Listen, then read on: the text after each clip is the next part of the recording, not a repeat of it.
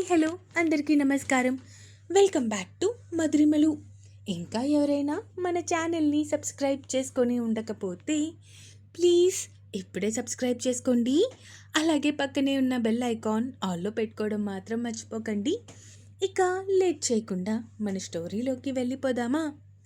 నువ్వు నా సొంతం ఎపిసోడ్ 28.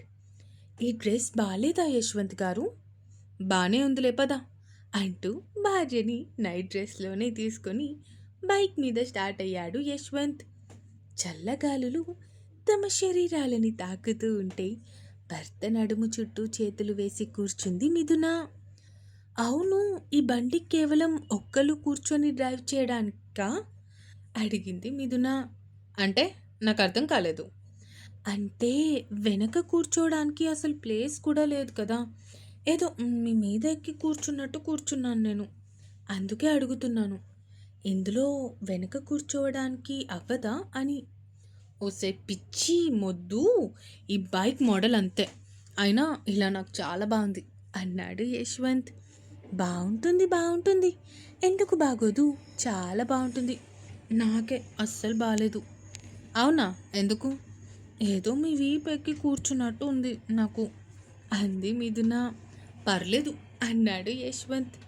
బండి రేర్ మిర్రర్లో నుంచి కనిపిస్తున్న భర్త ముసిముసి నవ్వులు చూస్తూ సిగ్గుపడుతూ మొహం దాచేసుకుంది మిథున. అలా లాంగ్ డ్రైవ్కి వెళ్దామా అడిగాడు యశ్వంత్. లాంగ్ డ్రైవా?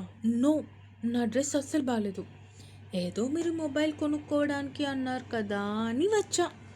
ఏంటి, ఎంత త్వరగా వీలైతే అంత త్వరగా ఇవన్నీ కంప్లీట్ చేసేసి అసలు మ్యాటర్లోకి దిగిపోదాము అని కలలు కంటున్నారా మిస్టర్ యశ్వంత్ గారు? అడిగింది మిథున. మరి అంతే కదా, అంత సీన్ లేదు. ఒక 6 months వరకు మీరు ఆ ఊసు తేవడానికి వీల్లేదు అంది మిథున. ఏంటి, మళ్ళీ చెప్పు. అదే, మన మధ్య అది అప్పుడే మొదలవ్వదు. దానికి ఇంకా 6 months టైం ఉంది. అదేంటి, తెలిసి కూడా కావాలని అంటున్నారు కదా. కనిపించరు కానీ మీరు చాలా జాదు తెలుసా. తెలుసుకుంటున్నాను మేడం, ఇప్పుడిప్పుడే తెలుసుకుంటున్నాను అన్నాడు యశ్వంత్. అబ్బో, అన్నట్టు అయ్యగారికి టోటల్గా ఎంతమంది గర్ల్ ఫ్రెండ్స్ ఉన్నట్టు? ఎంతమంది ఉన్నారు అని నువ్వు అనుకుంటున్నావు? ఒక 15 to 10 అంది మిథున ఆలోచిస్తూ. టోటల్గా 100 పైనే ఉంటారు అన్నాడు యశ్వంత్ నవ్వు ఆపుకుంటూ. ఆ మాటకి విచిత్రంగా ఫేస్ పెట్టి బండి పక్కకి ఆపు అంటూ యశ్వంత్ వీపు మీద కొట్టడం మొదలుపెట్టింది.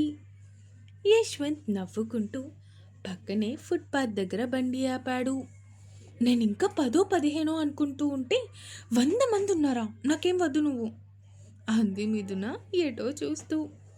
యశ్వంత్ భార్య వైపు చూసి నవ్వుకుంటూ, నా గురించి పూర్తిగా తెలుసు అనుకున్నానే, ఇంకా తెలీదా?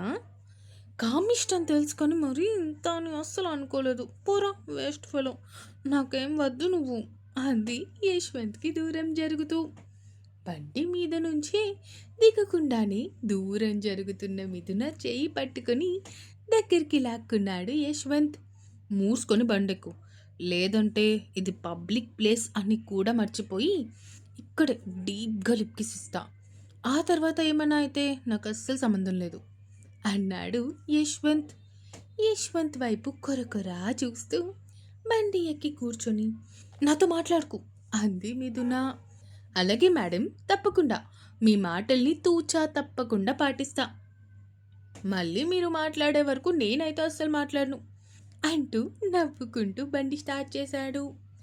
యశ్వంత్ని పట్టుకోకుండా అక్కడే బైక్ స్టాండ్ని పట్టుకొని భయంగా కూర్చుంది మిథున. దొంగ మొహంది, నా గురించి మొత్తం అని తెలుసు, మళ్ళీ ఇప్పుడేమో అలుగుతుంది. నీకు ఇలా కాదే, నా స్టైల్లో జలెక్కిస్తే గానీ లైన్లో పడవు నువ్వు అనుకుంటూ కావాలని సడన్ బ్రేక్ వేస్తూ ఉన్నాడు యశ్వంత్. యశ్వంత్ వేసే బ్రేక్కి తనకి తెలియకుండానే యశ్వంత్ నడుము చుట్టూ గట్టిగా చేతులు బిగించి పట్టుకొని కూర్చుంది మిథున భయంగా. ఇప్పుడు 50% సెట్ అయింది, మిగతా 50% సెట్ చేయాలి అనుకుంటూ కావాలని బండిని చాలా స్లాంట్గా డ్రైవ్ చేస్తూ ఉన్నాడు యశ్వంత్. ఏం చేస్తున్నారు? బండెందుకు ఇలా పడుకోబెట్టి డ్రైవింగ్ చేస్తున్నట్టు చేస్తున్నారు? ఇందాకటిలాగా నార్మల్‌గా పోనివ్వండి అంది మిథున యశ్వంత్‌ని గట్టిగా పట్టుకొని. ఏదేదో మాట్లాడుతున్నావు కదా! అందుకే అన్నాడు యశ్వంత్ నవ్వు ఆపుకుంటూ.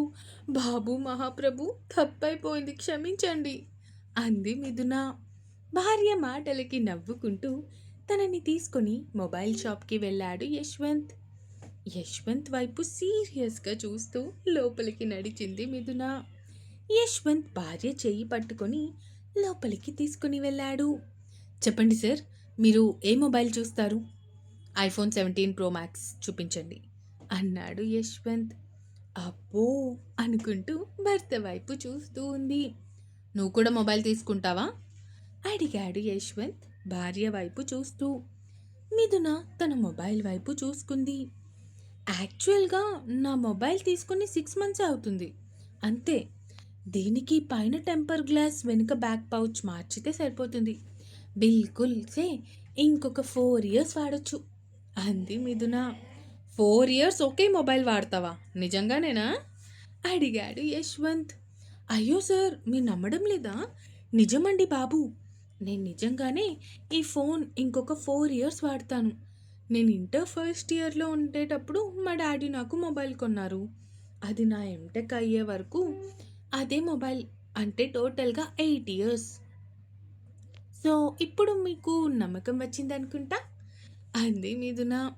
వచ్చింది మేడం, చాలా బాగా వచ్చింది అంటూ అక్కడే సేల్స్ బాయ్ వైపు చూస్తూ దీనికి డిస్ప్లే అండ్ బ్యాక్ పౌచ్ మార్చండి అంటూ చెప్పడంతో అతను ఆ ఫోన్ మోడల్కి సంబంధించిన బ్యాక్ పౌచ్లు ఒక 50 రకాల వరకు తీసుకొచ్చి వీళ్ళ ముందు పెట్టాడు.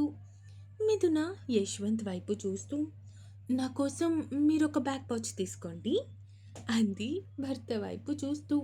నాకేం తెలుస్తుంది, నువ్వే తీసుకో, నీకే తెలుస్తుంది కదా అన్నాడు యశ్వంత్. అవును, భార్యకి బ్యాక్ పౌచ్ గురించి ఏం తెలుస్తుంది? అదే గర్ల్ ఫ్రెండ్స్ని మెయింటైన్ చేయమంటే బాగా తెలుస్తుంది కదా అడిగింది మిథున. ఆ మాటకి యశ్వంత్ భార్యకి దగ్గరగా జరిగి రిటర్న్ కూడా మనం నా బైక్ మీద వెళ్ళాలి, మర్చిపోకండి మేడం అన్నాడు మిథున చెవిలో గుసగుసగా. ఆ మాటకి భర్త వైపు సీరియస్గా చూస్తూ ఉంది మిథున. ఇక్కడ శశాంక్తో కలిసి బీచ్కి వచ్చింది సియా. వైజాగ్ అయినా ముంబై అయినా ఎక్కడైనా సరే బీచ్ అనేది ఒక మంచి ఎమోషన్ కదా అడిగింది సియా శశాంక్ వైపు చూస్తూ.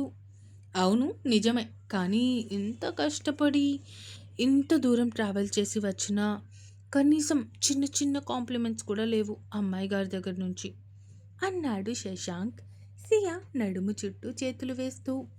సియా శశాంక్ చేతుల్ని తప్పిస్తూ ఇదిగో అన్నీ పెళ్ళైన తర్వాతే అని చెప్పాను, అప్పుడు ఓకే చెప్పి ఇప్పుడెందుకు ఇలా బిహేవ్ చేస్తున్నారు అయ్యగారు?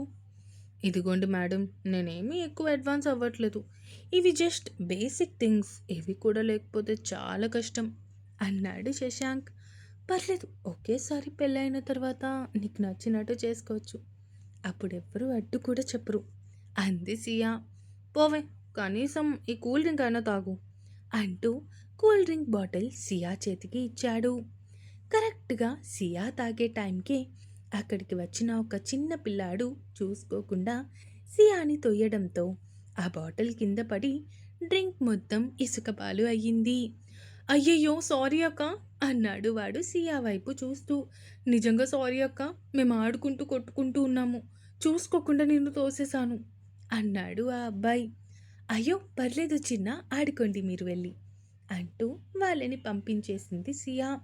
చ, కరెక్ట్గా ప్లాన్ ఎగ్జిక్యూట్ అయ్యే టైంకి మొత్తం చెడగొట్టేశాడు, వీళ్ళు కరెక్ట్గా ఇప్పుడే రావాలా అనుకుంటూ చిరాకు పడుతూ ఉన్నాడు శశాంక్. సియా వాళ్ళని పంపించేసి శశాంక్ వైపు చూసింది. శశాంక్ చిరాకుగా ఫేస్ పెట్టడంతో ఏమైంది, ఎందుకు ఇప్పుడు నువ్వు అంత చిరాకుగా ఫేస్ పెట్టావు అడిగింది సియా. కరెక్ట్ టైంకి వచ్చి పడేశారు, అయినా నువ్వు వాళ్ళని తిట్టకుండా ఎందుకు వదిలేసావు?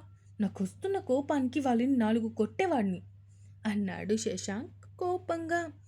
సరేలే, కూల్ డ్రింకే కదా, అయినా ఇంత కోపం ఏంటి నీకు? వాళ్ళు చిన్నపిల్లలు, వాళ్ళని కొట్టకూడదు అంది సియా.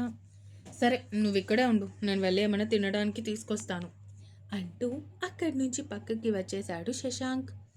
సేఫ్ సైడ్గా ఇంకొక ప్యాకెట్ తెచ్చుకున్నాను కాబట్టి సరిపోయింది, లేదంటే ఇంత దూరం వచ్చి మొత్తం పాడయ్యేది అనుకుంటూ కొంచెం దూరంగా ఉన్న షాప్ దగ్గరికి వెళ్ళి మళ్ళీ 2 కూల్ డ్రింక్స్ తీసుకొని అందులో ఒక దాంట్లో ఒక పౌడర్ లాంటిది మిక్స్ చేసి తిరిగి సియా దగ్గరికి వచ్చాడు.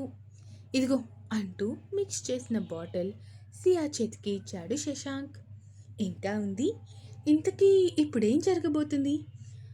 శశాంక్ ఏం మిక్స్ చేశాడు కూల్ డ్రింక్లో? ఆ మిక్స్ చేసిన కూల్ డ్రింక్ సియా తాగుతుందా? చూద్దాం ఏం జరుగుతుందో. ఈ ఎపిసోడ్ ఎలా అనిపించిందో కామెంట్స్ రూపంలో తెలియజేస్తారు అని కోరుకుంటున్నాను. అలాగే సబ్స్క్రైబ్ చేసుకోవడం మాత్రం మర్చిపోకండి. ఇక ఉంటాను. Bye bye.